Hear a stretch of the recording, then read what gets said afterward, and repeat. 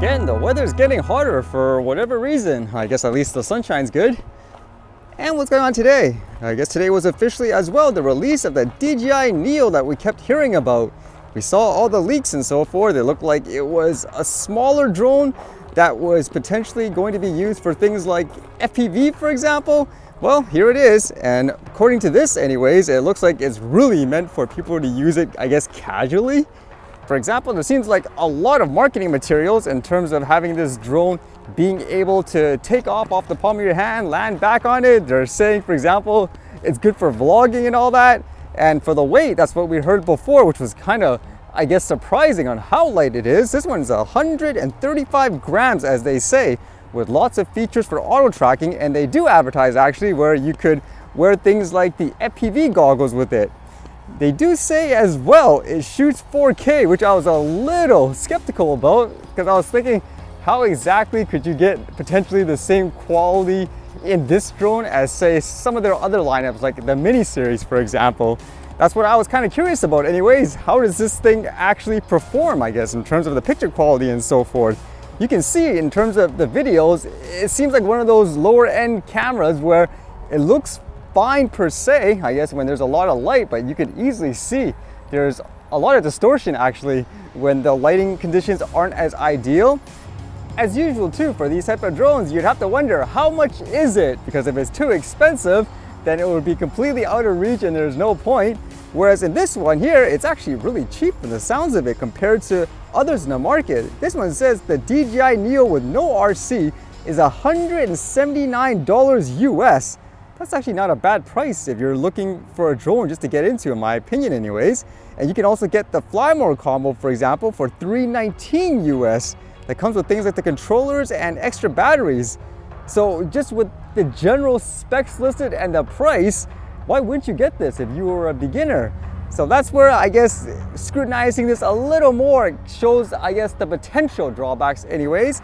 So just reading some of the specs, it is, for example, things like 4K and all that, where on a surface level, I guess that sounds good, but you can clearly see the picture quality. It doesn't seem as sharp if the lighting conditions aren't as ideal by the looks of it anyways. It flies for about 18 minutes, which I would say for a lot of average people where this is probably targeting, that's probably okay. And for things like the gimbal, that's another important factor too, where apparently for this, it says it's a single axis mechanical gimbal. Whereas with the other drones, like the mini series, they're usually a 3-axis gimbal to help stabilize the image. So the drawback there would be the fact that they're using digital stabilization to keep the picture from looking extremely shaky, especially in these cases when you're flying a drone, which of course means a degrade in quality in order to do that. So this wouldn't be replacing any of their other more popular lineup of drones, like the mini series, for example. If you want something with better picture quality, more stability, I would imagine, for example, especially in cases such as high wind situations, then the other models would be better. Whereas this one, again, it seems like they're targeting people who just want something really easy, throw it up in the air, have it follow them and all that. That I could see. I even know some people, they just want to fly a drone for fun, like as a toy, for example. So I can imagine this being really good in that case as well. I think in terms of a drone comparison, this is probably targeting more towards people that buy things like that hover drone I've seen, where it's meant, again, more for people just to take it out of their backpack or something like that, throw it up in the air quickly, get a shot, and then bring it back down. And it's a good example too with these two drones on how, in general, when it comes to specs, you could say this has 4K, a 100 megapixel, this and that, but ultimately there's so many other factors that determine things like how good the picture quality is in general. For example, the type of sensor it has, or like in this case, if there's only a 1-axis gimbal, then they'll resort to using digital means to stabilize it, which degrades like the picture quality. So the 4K is not going to look like the same 4K as something else. But in general, I guess it's an option for people. Would you actually buy this if you're in the market for, I guess, a fun drone, or just giving it as a present, for example, to someone that just wants to start out? And then I read this, which is kind of interesting. More news about people using drones in a music concert of sort. Well, how about this one? Apparently, the drone caused so much chaos that the band actually left the stage, I guess, for security reasons. Like this one here says, Green Day forced to flee the stage in Detroit due to drone. A tale as old as time itself is all fun and games until someone ruins the party by flying a drone into the stadium.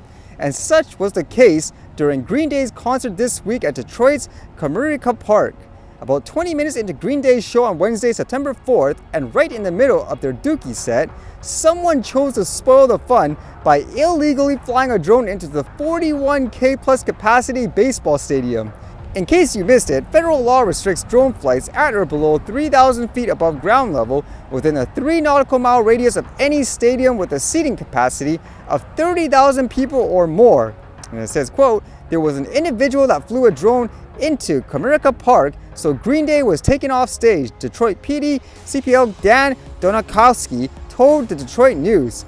Shortly after that, they went back on stage to perform. DPT located the individual outside of Comerica Park. He's being detained pending further investigation. I don't know what people are thinking when they do that in general. It's not a good idea, like I said.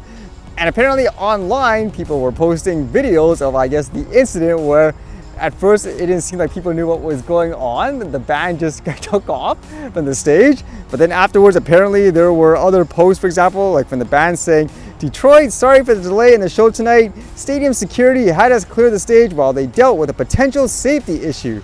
DPD quickly resolved the situation and we were able to continue. Thanks for the understanding. Again, not a good idea to fly in these situations. It makes you think too, just in terms of how people react to, I guess, drones in events like these. You had the one here in Canada where they kind of just said, okay, they thought it's part of the event. Here they treat it like a huge security concern. And I still remember a few years back, there were those viral videos of like a GoPro Karma, for example, crashing inside like a sporting event, and people just kind of, I guess, shrugged it off, just saying, okay, yeah, that wasn't a smart idea. So it's just kind of interesting to see everyone's different reaction to seeing a drone in a situation like this.